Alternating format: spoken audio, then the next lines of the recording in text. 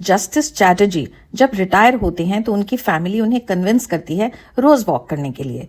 बैंड्रा में उनके घर के पास ही है जॉगर्स पार्क। जज साहब ने अपनी पूरी वर्किंग लाइफ कोर्ट रूम में बिताई है और वो बहुत सोशल नहीं है, इसलिए पार्क में उनको लोगों से मिलना जुलना भी अनकंफर्टेबल सा लग रहा है। लेकिन फिर उनकी मुलाकात होती है जेनी से, जो एक मॉडल है, काफी ब्रॉड माइंडेड और स्वीट। गुड लुकिंग तो है ही। पहले जस्टिस चैटर्जी को जेनी अच्छी लगती है, फिर बहुत अच्छी, और फिर जैसे वो कहते हैं ना, मैं कुर्सी से रिटायर हुआ हूँ, जिंदगी से नहीं। उनके दिल में जेनी एक स्पेशल जगह बना लेती है। इसे क्रश कहेंगे या लव, इन्फैचुएशन या लॉन्गिंग, इन सब का मिला जुला फ्लेवर लेकर आई थी ये सादा सी फिल्म। इसे कॉमेडी की कैटेगरी में लिस्टेड देखकर मुझे दुख हुआ और साथ ही रियलाइज भी हुआ कि सोसाइटी के हिसाब से फनी ही तो है। एक बुजुर्ग आदमी को एक यंग लड़की से प्यार। इतनी सिंपल इमोशंस नहीं थी इस कहानी की कि उन्हें कोई नाम दिया जा सके। बस ये जरूर है कि his heart starts beating again, वो यंग फील करने लगते हैं और एक लंबे समय के बाद ही इज हैप्पी। जेनी भी उन्हें अपनी चार्मिंग स्माइल और ढेर सारा वक्त देती है। कई बार प्यार में निराश होने के बाद उसे लव और रोमांस में ज्यादा इंटरेस्ट नहीं है। फिलहाल वो अकेली है और बस खुश है। जेनी के साथ जस्टिस चैटर्जी का रिश्ता डेवलप होने में वक्त लगता है, क्योंकि उनके प्रोफेशंस और बैकग्राउंड्स बिल्कुल अलग हैं और इतना बड़ा एज डिफरेंस तो है ही। पर जेनी इतनी चार्मिंग है कि कोई भी उसकी तरफ आकर्षित हो सकता है। परिजात जोराबिया ने जेनी का रोल इतनी खूबसूरती से किया है कि वो ओवर फ्रेंडली होने की एक्टिंग भी करती हैं तो इरिटेटिंग नहीं लगती, बिल्कुल बिलीवेबल और नेचुरल। ये परिजात का पहला मेजर रोल था एक कमर्शियल मूवी में। जस्टिस चैटर्जी के रोल में है विक्टर बैनर्जी। बहुत ही graceful personality and no doubt a very handsome man even at that as.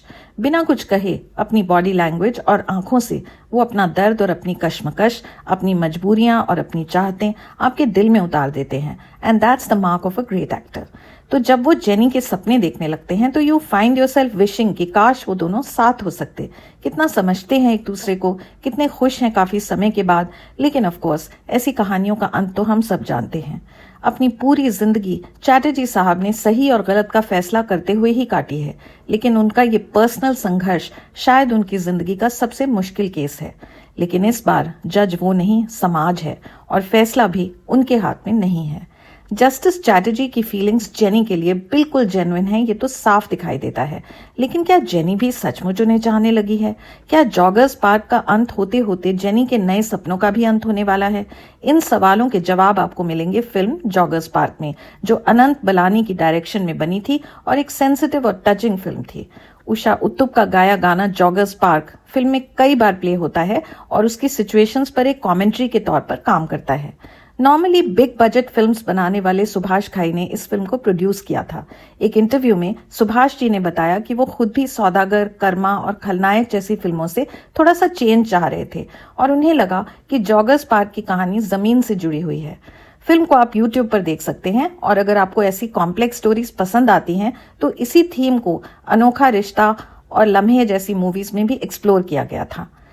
इसमें दिखाए गए रिश्तों की ही तरह जॉगर्स पार्क कोई परफेक्ट फिल्म नहीं है। इसमें जस्टिस चैटर्जी को इतना बड़ा सेलिब्रिटी दिखाया गया है कि जैसे वो कोई फिल्म स्टार हो। रियल लाइफ जजेस की किस्मत में इतना फेम कहाँ होता है। फिर कुछ सिचुएशंस भी थोड़ी रेपिटेटिव हैं और एंडिंग थोड़ी ज्यादा खिंची हुई है। लेकिन फिर भी एक बार आप इसे देखना शुरू करेंगे तो इसके कैरेक्टर्स से बंध जाएंगे, क्योंकि प्यार की अधूरी चाहत शायद कहीं ना कहीं हम सबके दिल में है, और क्योंकि एक बड़े शहर के ये अकेले से लोग हमारे आसपास कभी कभी हमारे अंदर ही रहते हैं। जॉगर्स पार्क की रिलीज डेट थी 12 सितंबर 2003। सैडली डायरेक्टर अनंत बलानी फिल्म की रिलीज से 2 हफ्ते पहले ही इस दुनिया से विदा हो गए और वो इसकी बॉक्स ऑफिस सक्सेस देखने से महरूम रह गए।